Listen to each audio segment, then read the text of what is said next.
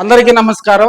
Ongole MLA Damacharla Janardhan గారు జరుగుమల్లిలో మరి తిరణాల సందర్భంగా పొంగళ్ళ సందర్భంగా కూడా ఆయన కాసేపు గుర్రం ఎక్కారు. గుర్రం ఎక్కి ఆయన కాసేపు ఊరేగించడం జరిగింది. కార్యకర్తలు అదేవిధంగా తెలుగుదేశం పార్టీ నాయకులు అక్కడ లోకల్ గా ఉన్నటువంటి గ్రామ పార్టీ నాయకులందరూ కూడా దామచర్లను తప్ప అభిమాన నేత అయినటువంటి ఒంగోలు ఎమ్మెల్యే దామచర్ల జనార్దన్ ను గుర్రంపై కాసేపు ఊరేగించడం జరిగింది.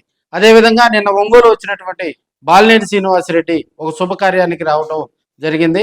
ఆయన ఆ కార్యక్రమంలో పాల్గొని మరి కార్యకర్తలను ఉద్దేశించి మాట్లాడడం జరిగింది. మీడియాతోటి కూడా ఆయన ఇంటరాక్ట్ అయ్యి కాసేపు మాట్లాడటం జరిగింది.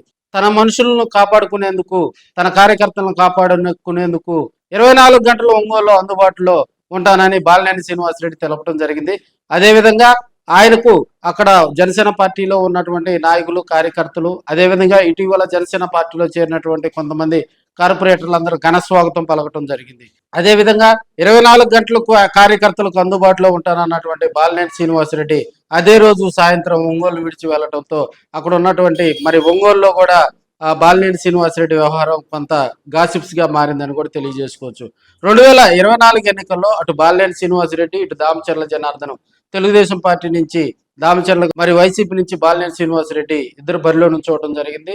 మరి బాలినేనిపై దామచర్ల 34,000 ఓట్లతోటి గెలుపొందడం జరిగింది. అయితే ఈ మధ్య కాలంలో దామచర్ల జనార్దన్ మహానాడు కార్యక్రమం వేదికగా కూడా బాలినేని శ్రీనివాసరెడ్డి మీద చేసినటువంటి కామెంట్స్ హాట్ టాపిక్ గా మారాయని కూడా తెలియజేసుకోవచ్చు.